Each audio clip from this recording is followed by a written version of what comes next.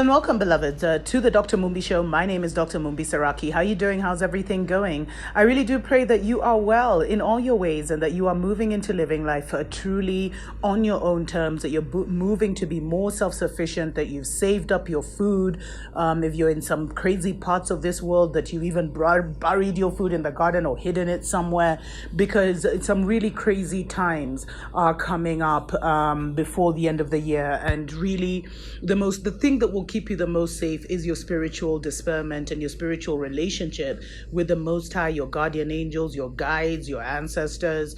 And if you don't believe in those, then I feel sorry for you. Anyway, those are stories for the day. So now what's happening is that some really amazing news coming out of Ghana, where for the last 2.5 months, the Ghanaian government and different politicians have actually been repatriating Ghanaian domestic workers who had been trapped in Lebanon. And thank God, at least 1,000 or 1,200 had returned so far before the Beirut explosion. Now, what had been happening is we had reported earlier about how Ethiopian maids were literally being thrown, being dumped at their embassies. But it wasn't just the Ethiopian domestic workers. The Ghanaians also suffered the same fate. Now, let's not forget, in April, one Ghanaian domestic worker, I think her name was Faustina or something like that, she was actually allegedly thrown from the apartment building where she was working by her boss in very mysterious circumstances. And, and so much has been happening. But I'm telling you, it's like a blessing in disguise for the fact that so many of our African sisters are returning home. Many saying that, the women on the flights were singing, singing songs of praise, just so happy to be, back on the motherland. And really, this is the season to return. If you have the opportunity to return, this is the season to return. But before the Beirut false flag, what actually had happened was that the Lebanese economy was actually like tanking. And so we were seeing a lot of the Lebanese who have employed many, many domestic workers from Africa, mainly Ethiopia, Ghana. I don't know if there's any Kenyans. I'm not sure, or what other nationalities, but mainly it was Ethiopians and Ghanaians. They started dumping their maids on the streets because they couldn't afford to feed them anymore. Many were not paid, etc., etc. But really, it's a blessing in disguise, because it's time for our sisters to come home if you have the opportunity. And kudos to the Ghanaian government for making it possible for our brothers and sisters, mainly our sisters, to return home from the Middle East, really hoping, not thinking of going back. Because it's crazy. The matrix is over, beloveds. So it's time to return. The great reset is upon us. So it's really important that you return home wherever you can and whatever opportunity. But these are some of the stories that are not really making the headlines, but yet they show that our governments, even if they're not screaming and shouting about it, there is a lot that's happening behind the scenes in securing, the citizens of Africa, bringing them home. And we really do hope to see, more and more of this being done. We're so grateful that our sisters were able to return. Unfortunately, in the flights, I think that about 200 have been returning at a time. And unfortunately, in one of the flights, one of the Ghanaian maids domestic workers was actually arrived deceased, but they say that she actually passed on in Lebanon. But the world is changing, which means, the maids of this world will actually be the ones who are hiring those people. But the world is changing, beloveds. We're moving back into self-sustainability, which is something Africa has been, has had to learn with corruption and neocolonialism and everything that's been going on. The people who are in rural Africa, you guys are going to be okay. It's the people who are in the cities that really need to start, strategizing and planning and relocating. But those are definitely stories I'll cover in the next prophetic update. Until next time, tuko pamoja.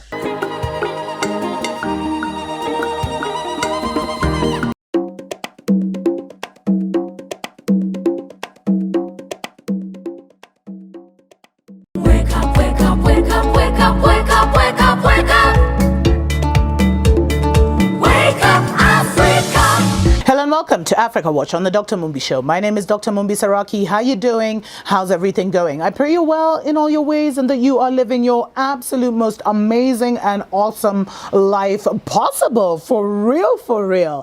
Thanks to every single person that has subscribed to the channel. You guys are absolutely amazing. Thanks to every single person that comments and shares our videos, and for everyone that supports us financially. We really appreciate you guys. Go ahead and consider joining our Patreon family as well, which is just growing, and you get to see these news shows way ahead of time. And we are going to be doing more for our Patreon family now that we've actually settled. Now, a couple of weeks ago, you guys told me to look into this story where Ghana was allegedly building parliament or renovating their current parliament. I don't know if they were building a new one or renovating, it's not clear, for about $200 million.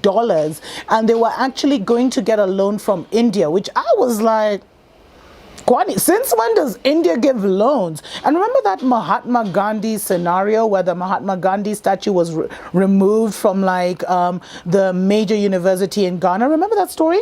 I just felt like, could that be connected to India now wanting to sponsor the Ghanaian parliament? I may be reaching, but me, I'm always like just connecting dots everywhere. You know, hoping I'm not connecting dots where they don't need to be connected. But I was like, India? Anyway, so now, and you know, there was this huge online campaign, a lot of backlash in the last week.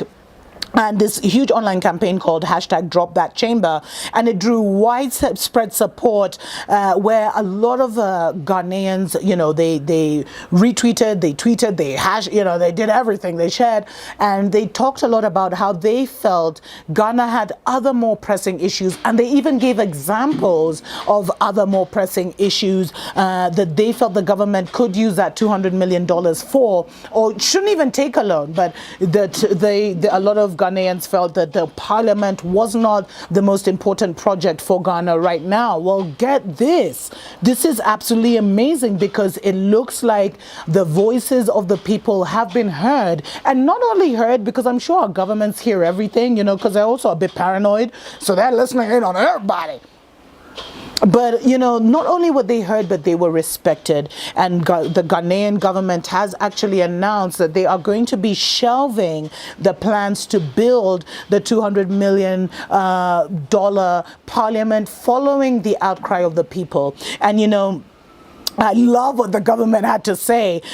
You know, they listened and they responded. And in fact, this lady called Kate Addo, she's the acting director of public affairs of Parliament. She said, you know, we are a listening institution. The way Ghanaians put the words together. We're a listening institution, and after gauging, you know, the views of the people, we've decided to shelve the idea. People should rest assured that we're listening to their concern. I mean, just what? Just, as we say in Kenya, korogaing, you know, cooking the good vibes.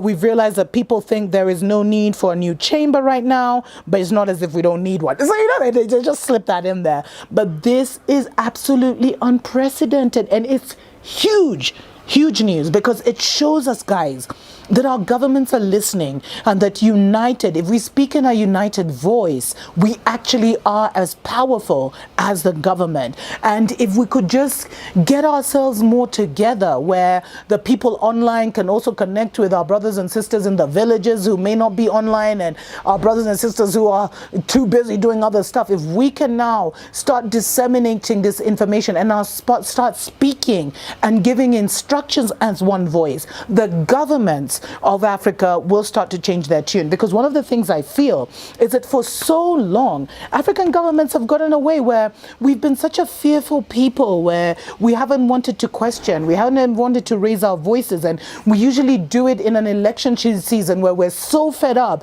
and we put so much hope on these politicians, and then violence breaks out and all this drama. But really, if we come together and we speak, trust me, governments will act, because we're a new breed of African, and we've thought about it, we've debated, we've reasoned, and now it's time for us to put our mouth where our ideas are and to collectively speak with one voice. Our unity is more important than the individual issues we may have with one another. It is so important, and I'm not telling you, not only just for Ghanaians, but even the people who supported the hashtag Drop the Chamber and stood with our Ghanaian brothers and sisters from Global Africa also helped to impact this decision. And so it shows you when Global Africa stands up and makes noise, governments listen. And not only our governments, but also international governments have been shown, have been known to switch things up when they realize that what they may be doing may not be as popular as they may think. These are such interesting and exciting times. Until next time. Mwah. Wake up, wake up, wake up, wake up, wake up, wake up.